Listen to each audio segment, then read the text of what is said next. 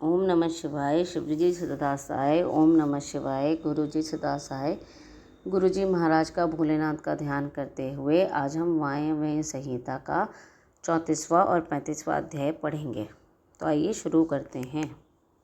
बालक उपमन्यु को दूध के लिए दुखी देख माता का उसे शिव की आराधना के लिए प्रेरित करना और उपमन्यु की तीव्र तपस्या। ऋषियों ने पूछा, प्रभु, धौम्य के बड़े भाई उपमन्यु जब छोटे बालक थे तब उन्होंने दूध के लिए तपस्या की थी और भगवान शिव ने प्रसन्न होकर उन्हें क्षीर सागर प्रदान किया था, परंतु शैशवावस्था में उन्हें शिवशास्त्र के प्रवचन की शक्ति कैसे प्राप्त हुई और वे कैसे शिव के स्वस्वत रूप से जानकर तपस्या में निरत हुए। तत्पश्चात के पर्व में उन्हें भस्म की विज्ञान की प्राप्ति कैसे हुई और जो रुद्राग्नि का उत्तम वीर्य है उसे आत्मरक्षक भस्म को उन्होंने प्राप्त किया। वायुदेव ने कहा, महर्षियों, जिन्होंने वह तप किया था वे उपमन्यु कोई साधारण बालक नहीं हैं। परम बुद्धिमान मुनिवर व्याघ्रपाद के पुत्र थे। उन्होंने जन्मांतर में ही सिद्धि प्राप्त हो चुकी थी, परंतु किसी कारणवश वे अपने पद से च्युत हो गए, योग भ्रष्ट हो गए। अतः भाग्यवश जन्म लेकर वे मुनि कुमार हुए। एक समय की बात है, अपने मामा के आश्रम में उन्हें पीने के लिए बहुत थोड़ा सा दूध मिला।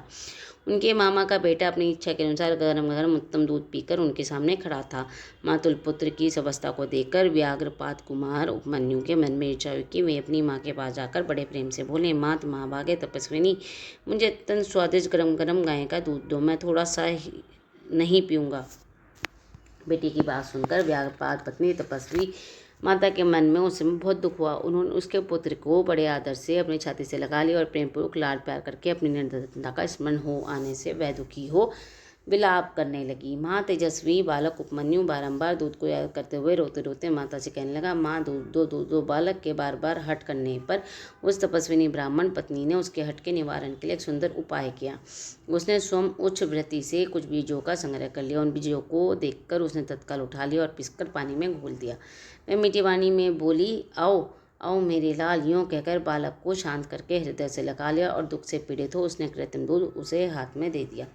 माता के हुए दिए हुए उस बनावटी दूध को पीकर बालक अत्यंत व्याकुल हो उठा और बोला, माँ, ये दूध नहीं है। तब वह बहुत दुखी हो गई और बेटे को मस्तक सूंघकर अपने दोनों हाथों से कमल सदृश नेत्रों को पहुँचती हुई बोली, बेटा, अपने पास सभी वस्तुओं का अभाव होने के कारण दरिद्रतावश मुझे अभाग्नि ने पिसे हुए बीजों को पानी में घोलकर यह तुम्हें मिथ्या दूध दिया है। तुम दूध नहीं दिया ऐसा कहकर रोते हुए मुझे बारंबार दुखी करते हो, किंतु भगवान शिव की कृपा के बिना तुम्हारे लिए कहीं दूध नहीं है। भक्ति पूर्वक माता पार्वती और अनुचरों सहित भगवान शिव के चरणारविंदों में जो कुछ समर्पित किया गया हो वही संपूर्ण संपत्तियों का कारण होता है। महादेव जी ही धन देने वाले हैं। इस समय हम लोगों ने उनकी आराधना नहीं की है। वे भगवान ही सकाम पुरुषों की उनकी इच्छा के अनुसार फल देने वाले हैं। हम लोगों ने आज से पहले कभी भी धन की कामना के लिए भगवान शिव की पूजा नहीं की है, इसलिए हम दरिद्र हो गए और यही कारण है कि तुम्हारे लिए दूध नहीं मिल रहा है। बेटा, पूर्व जन्म में भगवान शिव अथवा विष्णु के उद्देश्य से जो कुछ दिया जाता है वही वर्तमान जन्म में मिलता है, दूसरा कुछ नहीं। उपमन्यु बोले, माँ, यदि माता पार्वती सहित भगवान शिव विराजमान हैं तो वह आज से शोक करना व्यर्थ है। माँ भागे, अब शोक छोड़ो, सब मंगलमय ही होगा। माँ, आज मेरी बात सुनो, यदि कहीं महादेव जी हैं तो मैं देर से या जल्दी से उनके क्षीर सागर से मांग लाऊंगा। वह देवता कहते हैं, उस महाबुद्धिमान बालक की बात सुनकर उसकी माँ मनस्विनी माता बहुत ही प्रसन्न हुई और बोली।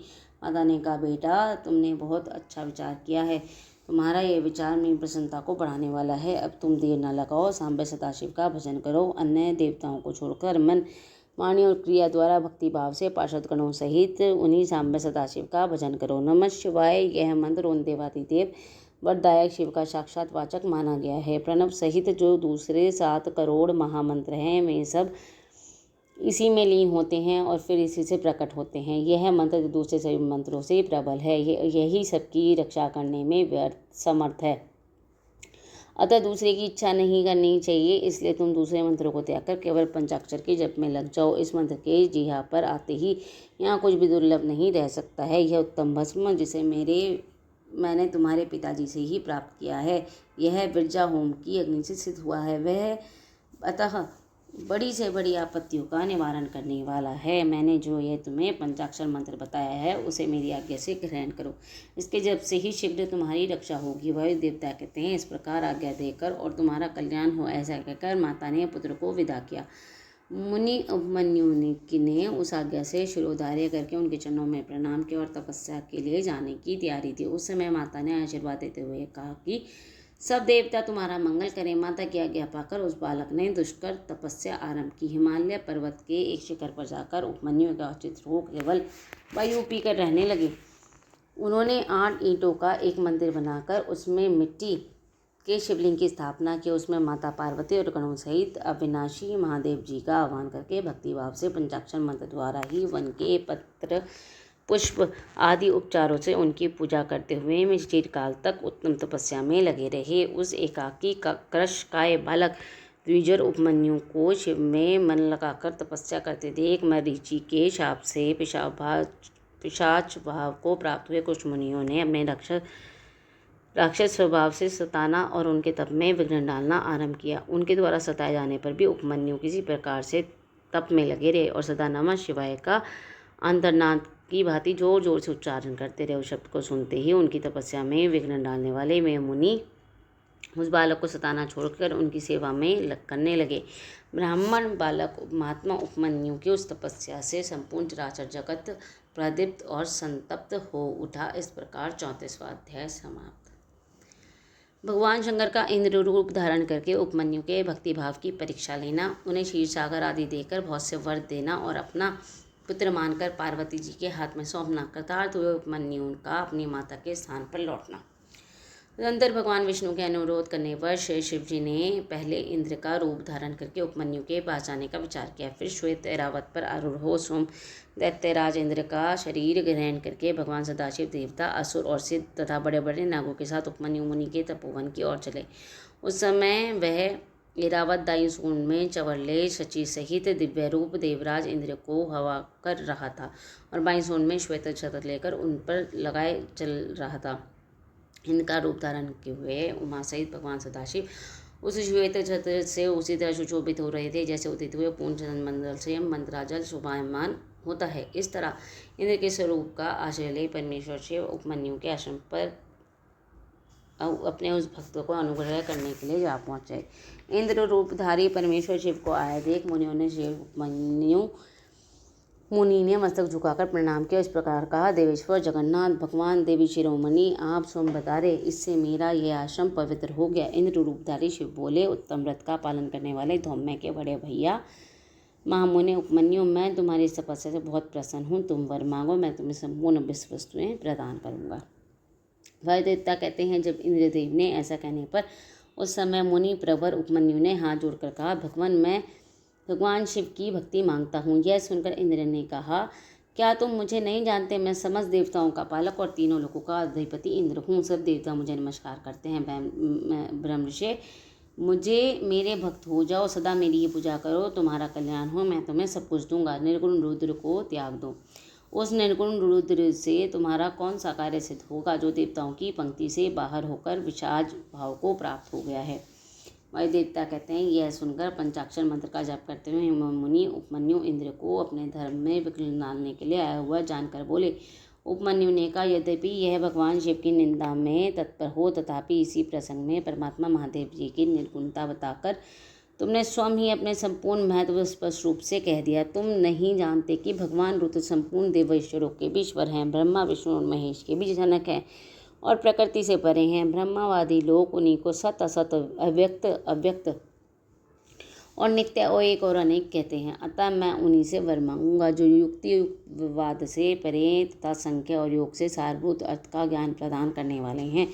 तत्वज्ञानी पुरुष उत्कृष्ट होकर जिनकी उपासना करते हैं, उन भगवान शिव से ही मैं वर मांगूंगा। देवाधाम दूर के लिए जो मेरी इच्छा है वह यूँ ही रह जाए, परंतु शिवास्त्र के द्वारा तुम्हारा वध करके मैं अपने इस शरीर को त्याग दूंगा। वह देवता कहते हैं, ऐसा कहकर स्वयं मर जाने की इच्छा करके उपमन्यु दूत की इच्छा छोड़कर इंद्र का वध करके नित्य उद्धत हो गए। उस समय अघोर अस्त्र से अभिमंत्रित घोर भस्म को लेकर मुनि ने इंद्र के उद्देश्य को छोड़ दिया और फिर बड़े जोर से सिंहनाद किया। फिर शंभु के युगल चरणारविंदों का चिंतन करते हुए मैं अपनी देह को दग्ध करने के लिए उद्धत हो गए तथा अग्नि धारणा धारण करके स्थित हुए। ब्राह्मण उपमन्यु जब इस प्रकार स्थित हुए तब भव देवता के नेत्र का नाश करने वाले भगवान शिव ने योगी उपमन्यु की उस धारणा को अपने सौम्य दृष्टि से रोक लिया। उनके छोड़े हुए उस अघोरास्त्र को नंदीश्वर की आज्ञा से शिव वल्लभ नंदी के ने बीच में पकड़ लिया। तत्पश्चात परमेश्वर शिव ने अपने बालेंद्रु शेखर रूप को धारण कर लिया और ब्राह्मण उपमन्यु को उसे दिखाया। इतना ही नहीं, उस प्रभु ने उन मुनियों को सहस्रों क्षीर सागर, सुधा सागर, दधि आदि के सागर, घृत के समुद्र, फल संबंधी रस के समुद्र तथा भोक्ष्य भोज्य पदार्थों के समुद्र का दर्शन कराया और पुओं का पहाड़ खड़ा कर दिया। इस तरह देवी पार्वती के साथ महादेव जी महावृषभ पर आरूढ़ दिखाई दिए। वे अपने गणाध्यक्ष और त्रिशूल के आदि दिव्यास्त्रों से घिरे हुए थे। देवलोक में धुंधुभिया बजने लगी, आकाश से फूलों की वर्षा होने लगी तब ब्रह्मा विष्णु और इंद्र आदि देवताओं से दसों दिशाएं आच्छादित हो गई। उस समय उपमन्यु आनंद सागर की लहरों से घिरे हुए थे। वे विनम्र भक्ति विनम्र चित्त से पृथ्वी पर दंड की भांति पड़ गए। इसी समय वहाँ मुस्कुराते हुए भगवान शिव ने यहाँ आओ कहकर उन्हें बुलाया और उनका मस्तक सूंघकर अनेक वर दिए। शिव बोले, बस तुम अपने भाई बंधुओं का साथ सदा इच्छानुसार भक्ष्य भोज्य पदार्थों का उपभोग करो। दुख से छूटकर सर्वदा सुखी हो। तुम्हारे हृदय में मेरे प्रति भक्ति सदा बनी रहे। महाभाग उपमन्यु, ये पार्वती देवी तुम्हारी माता हैं। आज मैंने तुम्हें अपना पुत्र बना लिया और तुम्हारे क्षीर सागर प्रदान किया है। केवल दूध का ही नहीं, मधु, दही, अन्न, घी, भात और चावल आदि के रस का भी समुद्र तुम्हें दे दिया। ये पुओं का पहाड़ और भक्ष्य भोज्य पदार्थों के सागर मैंने तुम्हें समर्पित कर दिए। मामुनि, ये सब ग्रहण करो। आज से मैं महादेव तुम्हारा पिता हूँ और जगदम्बा उमा तुम्हारी माता है। मैंने तुम्हें अमरतत्व तथा गणपति का सनातन पद प्रदान किया। अब तुम्हारे मन में जो दूसरी अभिलाषाएं हों उन सबको तुम बड़ी प्रसन्नता के साथ वर के रूप में मांगो। मैं संतुष्ट हूँ, इसलिए वह सब दूंगा। इस विषय में कोई अन्यथा विचार नहीं करना चाहिए। वैद्य कहते हैं, ऐसा कहकर महादेव जी ने उन्हें दोनों हाथों से पकड़कर हृदय से लगा लिया और मस्तक सूंघकर यह कहते हुए देवी को गोद में उठा दिया कि यह तुम्हारा पुत्र है। देवी ने कार्तिकेय की भांति प्रेम पूर्वक उनके मस्तक पर अपना कर कमल रख दिया और उन्हें अविनाशी कुमार पद प्रदान किया। क्षीर सागर ने भी साकार रूप धारण करके उनके हाथ में अंशवर पिंडीभूत स्वादिष्ट दूध समर्पित किया। तत्पश्चात पार्वती देवी ने संतुष्टित हो उन्हें योग जनित ऐश्वर्य, सदा संतोष, अविनाशी ब्रह्म विद्या और उत्तम समृद्धि प्रदान की। तदंतर उनके तपो मैं तेज को देखकर प्रशंसित हुए शंभु ने उपमन्यु मुनि को पुनः दिव्य वरदान दिया। पशुपत ज्ञान, तात्विक व्रत योग और चिरकाल तक उसके प्रवचन को परम पट्टु हुआ उन्हें प्रदान की। भगवान शिव और शिवा से दिव्य वर तथा नित्य कुमार तत्व पाकर में प्रमोदित हो उठे। इसके बाद प्रशंसित हो प्रणाम करके हाथ जोड़ ब्राह्मण उपमन्यु ने देव महादेव से अवर मांगा। उपमन्यु बोले, देव देवेश्वर प्रसन्न होइए, परमेश्वर प्रसन्न होइए और मुझे अपने परम दिव्य तथा अभ्यचारिणी भक्ति दीजिए। महादेव, मेरे जो अपने सगे संबंधी हैं उनमें मेरी सदा श्रद्धा बनी रहने का वर दीजिए। साथ ही अपना दासत्य, उत्कृष्ट स्नेह तथा नित्य सामीप्य प्रदान कीजिए। ऐसा कहकर प्रशंसित हुए द्विश्रेष्ठ उपमन्यु ने हर्ष गदगद वाणी द्वारा महादेव जी का सत्वन किया। उपमन्यु बोले, देव महादेव, शरणागत वत्सल, करुणा सिंधु, सांब सदाशिव, आप सदा मुझ पर प्रसन्न होइए। वायुदेव कहते हैं, उन्हें ऐसा कहने पर सबको वर देने वाले प्रसन्नात्मा महादेव ने मुनिवर उपमन्यु को इस प्रकार उत्तर दिया। शिव बोले, बस उपमन्यु, मैं तुम पर संतोष हूँ, इसलिए मैंने तुम्हें सब कुछ दे दिया। ब्रह्मर्षि, तुम मेरे सुदृढ़ भक्त हो, क्योंकि इस विषय में मैंने तुम्हारी परीक्षा ली है। तुम अजर अमर, दुख रहित, यशस्वी, तेजस्वी और दिव्य ज्ञान से संपन्न हो। द्विश्रेष्ठ, तुम्हारे बंधु बांधव, कुल तथा गोत्र सदा अक्षय रहेंगे। मेरे प्रति तुम्हारी भक्ति सदा बनी रहेगी। विप्र, मैं तुम्हारे आश्रम में नित्य निवास करूंगा, तुम मेरे पास सानंद विचरोगे।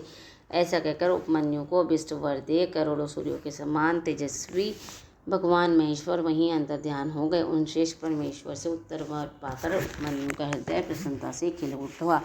उन्हें बहुत सुख मिला और वे अपनी जन्मदायिनी माता के स्थान पर चले गए। इस प्रकार 35वां अध्याय समाप्त। ओम नमः शिवाय। शिवजी सदा सहाय। ओम नमः शिवाय। गुरुजी सदा सहाय। जय गुरुजी महाराज। शुक्राना गुरुजी।